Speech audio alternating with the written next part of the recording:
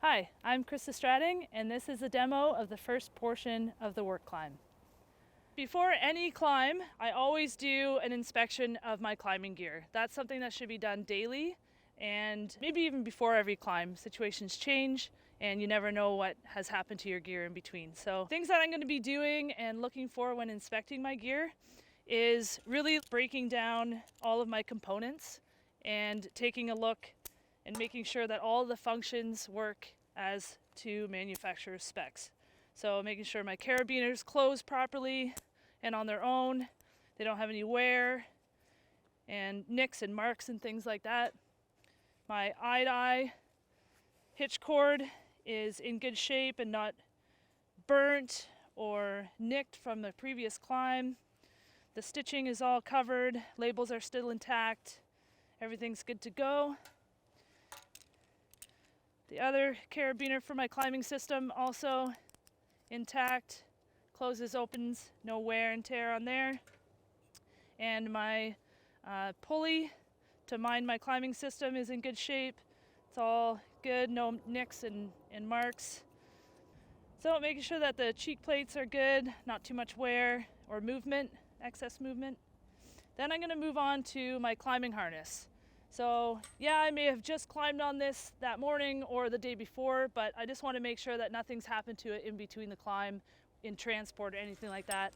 So very important is checking my bridge, my main suspension point on my harness, my main attachment point when in the tree in suspension, making sure that your knots are tied correctly if you have a bridge that is a rope construction. If you have any hardware that is attached to your bridge, making sure that that's good, no nicks or over excess wear on those. And then just following from point to point, making sure that you're going through everything thoroughly, and then thoroughly inspecting all the webbing. These can go through a lot of wear, especially if you wear your harness in one position all the time. You want to actually open up those webbings and check to make sure that there's not excess wear or tear on there, or even like rust and stuff from your sweat through a heavy climb. Your side Ds for your lanyard, make sure you're checking those. There's no wear, no nicks or marks on there. And then just following through your whole harness. Once you've checked your D-rings on both sides that they don't have any nicks or excess wear, you're going to just go around and check all the webbing, all the stitching on your entire harness, making sure everything's intact and functioning properly. Once I've inspected all of the stitching and the webbing on my harness, another key component are your clips. There's many different styles on different harnesses, so making sure that you understand how yours works. You can find that all out either on video or in your owner's manuals. But my particular harness has clips that stay shut with this button here, so I got to make sure that that button pops out every time and that everything stays intact. Also climbing in the winter months with the snow and everything, you want to make sure that those buckles are free of snow and ice that may have slipped in there and froze, making that buckle kind of useless. So checking all those. Leg straps, same deal, making sure they work, clip, connect, and proceed. So now the harness is in good shape, so now I'm going to check the components that I have on my harness, which is my lanyard, my work positioning lanyard. So making sure, again, not a lot of nicks and frays, no burn and wear. Making sure that the hardware components, everything shuts, opens and closes properly. I have a mechanical device on my harness, the Zillin, so making sure there's no cracks or wear in any of the aluminum here. Making sure all the carabiners work properly and that the end is captured just in case I were to come off the end. So my harness is in good shape, ready to climb. I'm going to check my friction device here. This is a ring-to-ring style friction saver. This will be hanging up in the tree, so I'm going to make sure that it's also in good shape. The webbing here is all stitched properly, no excess wear. The rings, also no excess wear or any nicks and frays inside of there that could catch my rope and damage my rope. So that's good. and then being sure that it has a label and that it's legible with the ratings on it. So all of my climbing equipment has been inspected and I feel confident in that. All that's left is my rope. So on the job site, yeah, I'm going to be constantly monitoring to make sure that this is in good working condition. I haven't accidentally got it nicked on, say, my chainsaw or part of the tree or a fence or something. A good thorough inspection of this, I'd be inspecting the rope without gloves on, feeling for little bumps and nicks and things that just don't feel right, any burning or anything like that. So I know that my rope is good to go. And other than that, just making sure that I have all my full PPE on. I got my helmet, I got hearing protection in case I need a chainsaw. I got nice rubber gloves that'll help me grip the rope properly and safely. I've got my safety glasses on and my steel toe boots. So I'm good to go and ready to move on to the tree inspection.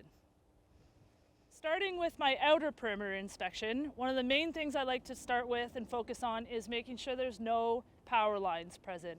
That could be above ground or even below ground, considering you might be doing some stump grinding. Making sure that there's no power lines within at least 10 feet. Anything closer than 10 feet, we're gonna have to require getting hold-offs and having proper equipment to work around and near power lines. So in this case, there aren't any, so I'm gonna continue on with my inspection, but I'm gonna stay around the outer drip line of the tree. That's really important because if you miss something that's in the canopy that could fall out while you go to do your inner inspection, that could be a huge hazard. Now I'm going to be looking for large dead branches, maybe some hangers that could become dislodged as I try to access the canopy. I really want to be mindful and make sure that there's no wildlife, bees especially, making sure I don't see anything like that. So I'm also looking for things like maybe even a raccoon might be living in there. Anything that's going to impede my safety as I'm climbing the tree. So as I do my 360-degree inspection, I might also want to look at things like other adjacent trees that are within the vicinity of the tree I'm going to be climbing, because maybe that tree has a big dead hanging branch that could also fall on me while I'm working on this tree. Other things to consider in your outer perimeter search are paths, roadways, anything where maybe a pedestrian or a dog or some vehicular traffic might come through and change your work site and make it unsafe for either you or the general public. So you're going to be thinking about your traffic control setup.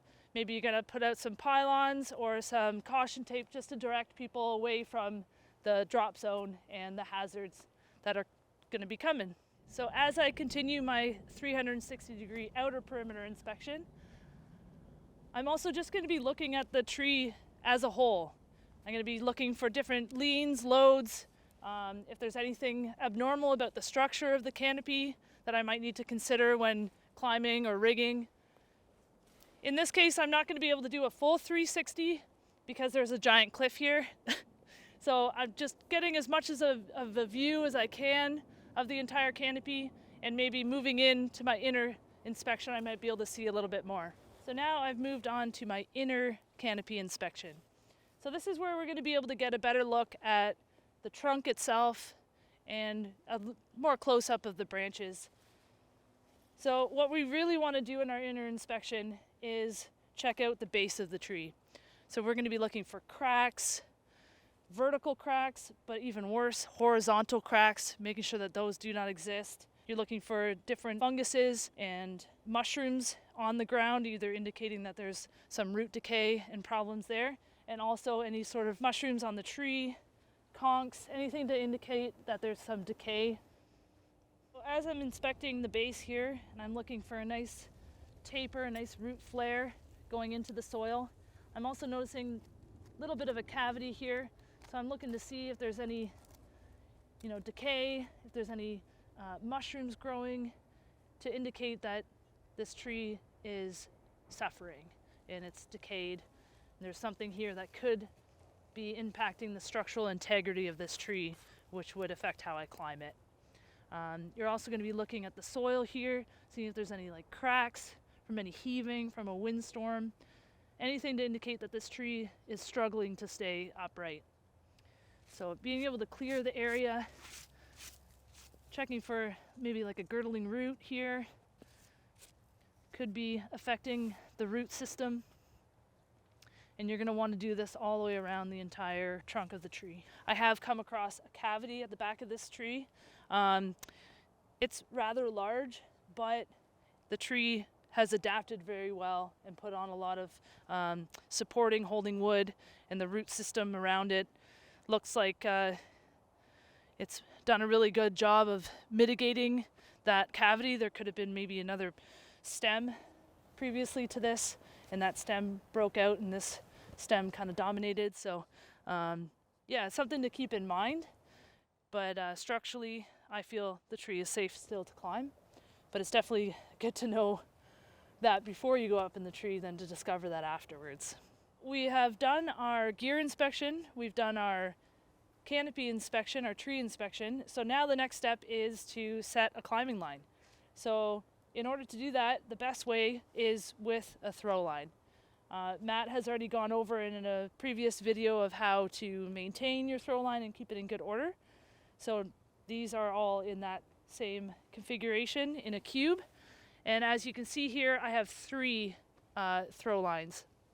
The reason for that is because throw line can be a bit of a mess sometimes, and I'm setting myself up for success. That being, if I get one line stuck, I still have 2 more I can fall back on, which is kind of crucial. If you get all your throw lines stuck, you can get yourself in a really poor position as far as efficiency and production goes. So I have 3 throw lines ready to go, all set, and I will just start with one, and I'll put the others to the side for when I need them, if I need them. So in my inspection, when I was doing my outer and inner perimeter inspection, I also was kind of getting myself set up to see where the best tie-in points would be for me to climb the tree. And once I determined what the best tie-in point was in a nice high location, I also had to determine where I would throw from. Every tree is going to be different. Not every tree is going to have the perfect spot to throw in, but you want to try to look for the best. So that could be, you know, you might have to move a picnic table to throw from that specific spot, but it's worth moving that picnic table because you're just going to set yourself up for success. Once you've determined the best location to throw from, then you're going to figure out how to throw. I find there's 2 really good versions of throwing a throw line. The 2 most popular ways that you'll see is what we call the granny shot or the bowling shot, and that would be where you take your throw line, pass a bite of your throw line through the ring of the bag, just like that, and it creates a bit of a handle for you. Then you hold the other end and you match those 2 up, and you hold them one end on each index finger, and you do your pendulum between your legs to throw straight in front of you and release in front. So that's one method. That can be really good for getting a lot of height because you've got both arms and you can really push a lot of power and throw that line really, really high. The other version you might see is the one-hand toss. So you're just taking the throw line and the ball, you're grabbing it with the index finger, pinching it into your middle finger and holding onto it with your thumb. You determine the length that you want and you get your pendulum on the side of your hip. Same thing, you're throwing straight ahead of you and release. Trying both ways, you're definitely going to find you're going to cater to one more than the other. There's pros and cons to both, and there's no reason why you can't utilize both in your day-to-day work. I myself personally, I prefer the one-handed throw for multiple reasons. I like to be able to just grab it and not have to have a loop pass through. I've had that get caught in the tree before. I also like having my left hand on the tail of the line. So as I release it, I can actually slow it down as like a brake to be able to get it into the union I want. So multiple reasons, but if I have to throw really high, That granny shot, I can really put a lot of power into it and throw pretty high.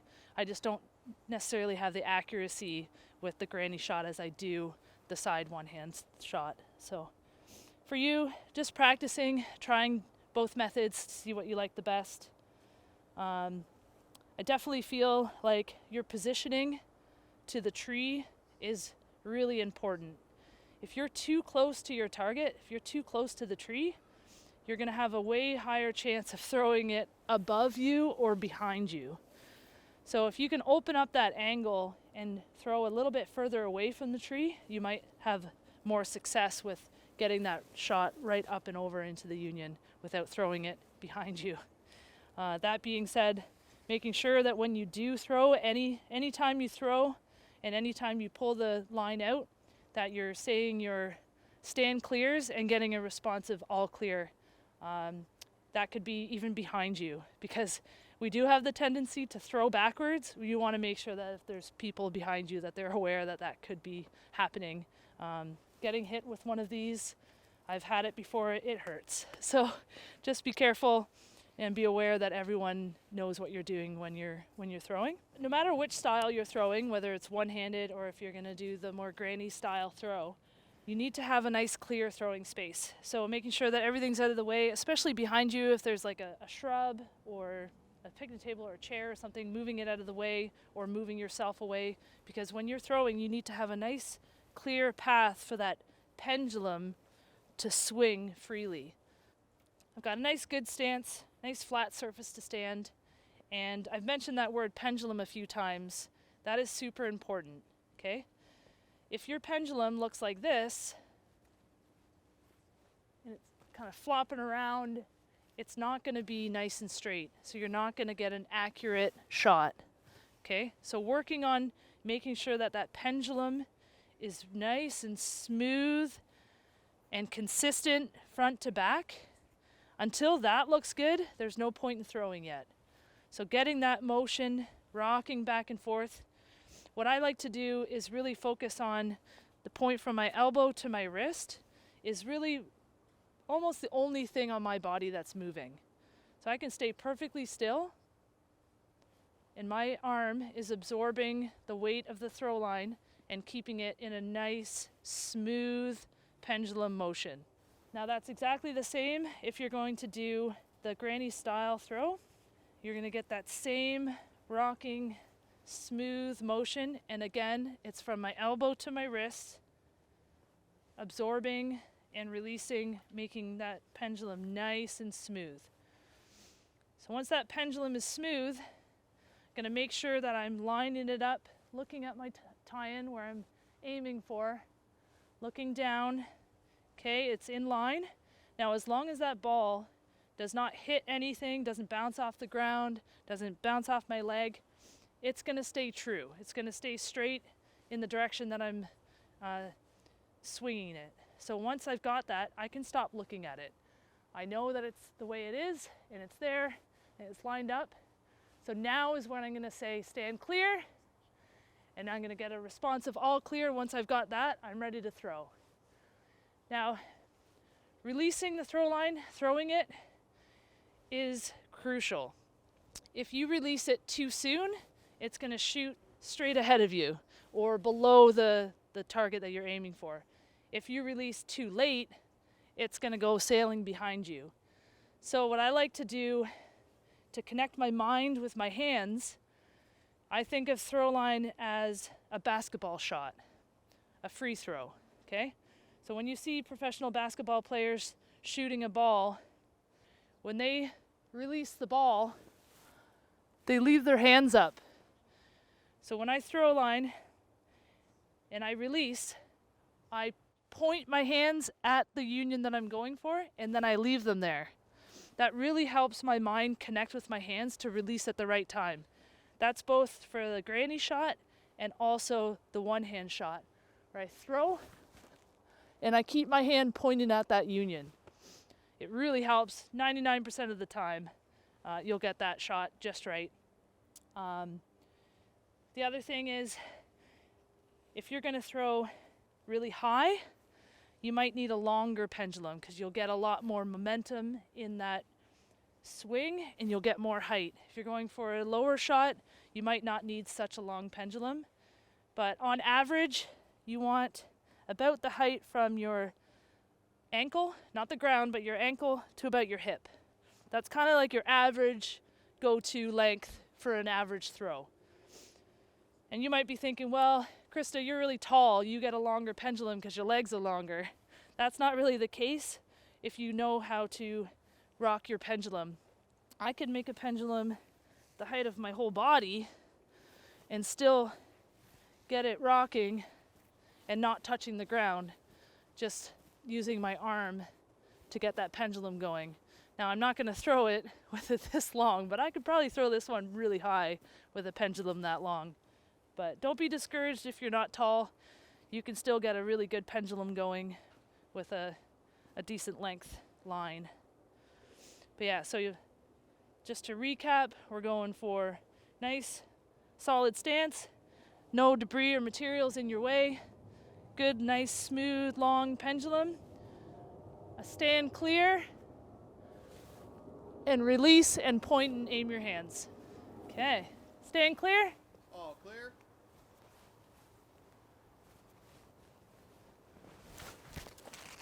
Oh, right beside it.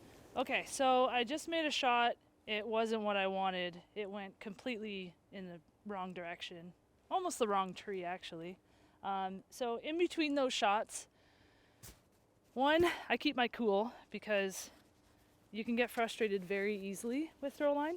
And just know that not every day is going to be your day, but setting yourself up for success by every shot in between, flaking your line back in your cube so you can have another successful shot. But also really important is when you go to pull the line out, take the bag off of the line. I know it's like one extra step might take you, 30 seconds, but these things don't like to come out of the tree very easily. One, they can get stuck, or two, they can pull out and it could land on a piece of flagstone or a pool or something and do some damage. So really try to make a habit of taking the ball off every throw. You'll save yourself a lot of time and headache. Throw line can be difficult, 100%. And you might have good days and bad days. But what we'd like to show you is a technique called either double bagging or craning. This is a technique that can be used almost any time you throw, really, but especially if you're not very good at being accurate with your shot, but you can shoot fairly high. This technique can turn a kind of lousy shot into a really good shot. This shot I threw, and it's pretty high up in the canopy, but not in anything suitable. But the union that I was aiming for is just below it. So instead of pulling this out and throwing again, trying to hit that perfect shot, I'm actually going to use this to set a new line. I've got my ball down, and I've got another throw line. This is also why having multiple throw lines is really beneficial in productivity. So I'm going to take the other end of my other throw line and I'm going to connect these two together. So you can either connect it ring to ring like that, or some throw balls actually have a connection point on the base like so, and you can connect the two together underneath. As long as they're connected, and I'd highly suggest using a locking carabiner here. It doesn't have to be life support, but if it's not a locking carabiner, it can capture lines, it can capture branches and get stuck, and it just turns into a nightmare. So locking carabiners are the way to go. Okay, so I have my two lines connected to each other, and what this does is my host line, the one that I originally threw, is going to pull up my second line and essentially crane this line over and into any union below the union that I threw into originally that I didn't want to keep. So it's really handy. This is like a crane to lift it in, but what you also have is a tail to hold on underneath. So I can manipulate and swing this in any direction that I need it to go into to hit a union below where I just threw. So pretty cool, and if it goes up and kind of gets stuck, I can pull it back down to me too. So very beneficial, and I'll show you how it works. I can do this all by myself, or I can actually have a coworker help and hold onto this end just to keep it kind of stable and steady. But in this case, I'm going to do this on my own, and I'm going to pull this up nice and easy, watching it as it goes, making sure that it doesn't get twisted or tangled. And once I have it above the union that I want, now I can take this and either swing it if I need it to kind of go in that direction, or I can just drop it down and drop it into the union that I'm looking for to use to climb. So in this case, I have to get it swinging a little bit. So get it swinging in the direction that I want. Then once it swings over the union that I want, then I lower this end and I let it drop in.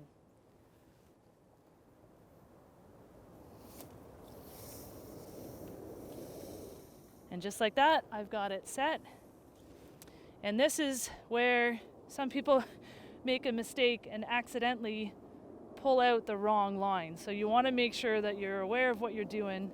And I actually have 2 different colored lines, so I know which one's which. So know your gear, know your trees, and good luck with your throw line.